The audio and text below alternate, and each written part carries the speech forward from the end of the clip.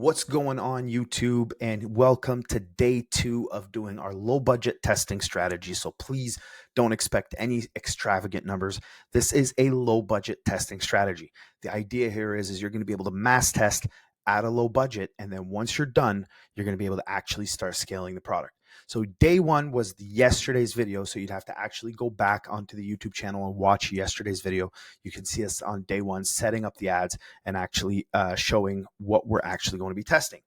On day 2, we've set up the metrics for you guys. We're going to go through them together, and I'm actually going to make some live moves, and then we'll see what the results look like on day 3. So without further ado, let's jump into my computer. All right, here we are, guys. It's 12:08.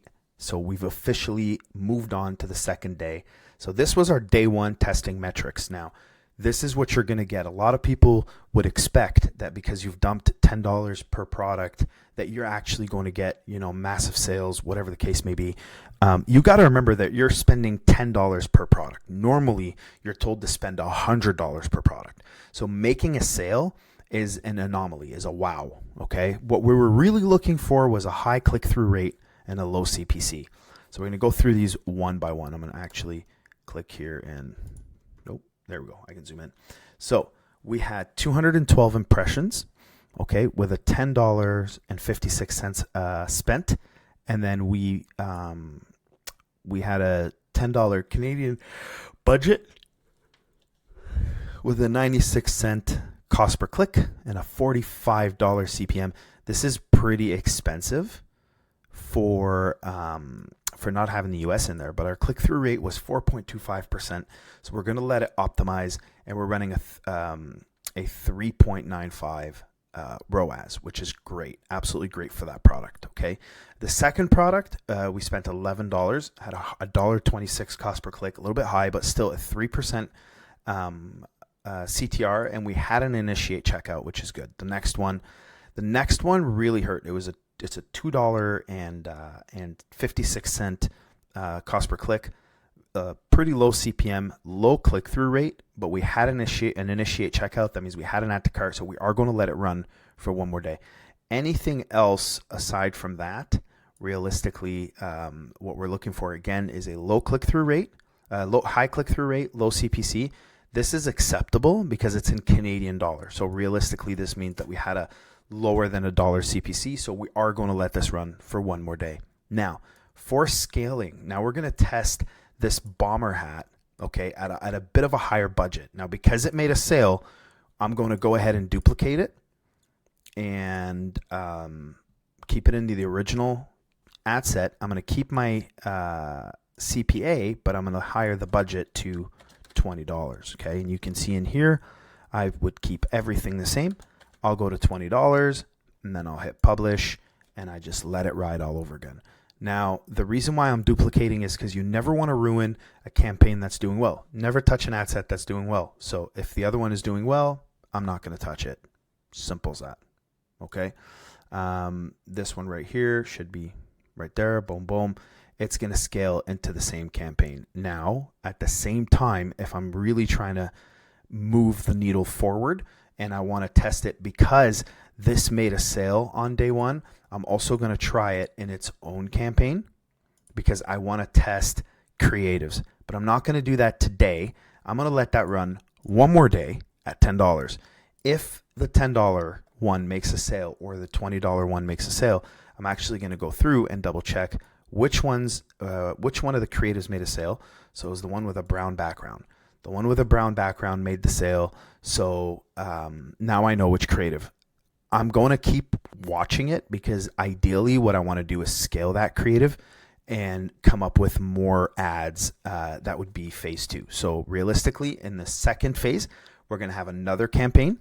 So right now we're testing countries. Then we're going to test creatives and we're going to launch in that country. So if we go to country breakdown, okay, you'll notice that this is the breakdown of the countries. One quick thing I want to note, it's saying that it spent $24 in Mexico with a $44 CPC, $44 CPM.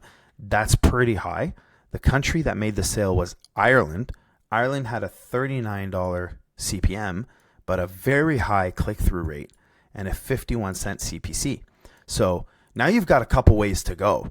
Do you want to go ahead and start testing creatives, or do we want to go ahead and test Ireland on its own and see if we can actually push and get some kind of, scale going? You also have the UK. UK's got a pretty low CPC. Remember, guys, these CPCs are in Canadian dollar, okay? You've got a pretty low CPC with an initiate checkout, and you had it in Australia. So it's going to be interesting. I think my move is going to be that I'm just going to leave it alone right now. I'm going to let it scale and see what's going to happen. I am testing Singapore by itself, all of the same products. And the reason why I'm testing Singapore by itself is because I recently learned that it's should be a cheap country to advertise to. So I don't know why these CPMs are ridiculously high. I can't explain it. Okay, I've tried many different ad accounts. I'm getting the same experience. But apparently they have a very high converting online presence, and they convert with credit cards, which is insane. So this should be a really cheap country to try. So I just wanted to give it a shot and see what happens. I did launch the ads late because they are on the other side of the world to me. So it didn't spend much, but we'll see how it goes. I am going to take a look at the data over a 3-day span. So I'm going to let this campaign run for the day, and we're going to see what it looks like and see if we can nail a winner in Singapore. That would be really cool. So since Australia has done a checkout, if Singapore and the CPMs would lower, then we're playing games, right? Remember also, when you're looking at CPMs, the reason why I'm not freaking out and closing these campaigns is because if we looked at any of these campaigns on a creative level, we've got $2.67 that has spent money across 3 different creatives. That's not enough for it to make any kind of decisions. So right here, if we go back to our regular campaign, again, we're looking at a $12 spend on this checkered cardigan, for example. So again, that's spent over 3 different creatives. Now you can see here, this is a prime example as to why managing on the creative level makes sense. So this creative here had $118 CPM, but it still decided to spend $7 on it, whereas this one's here had 25 and 24.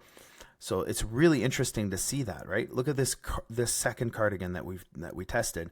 Same thing, right? So it spent the budget about evenly. So that's fine. So this is just not a winning product.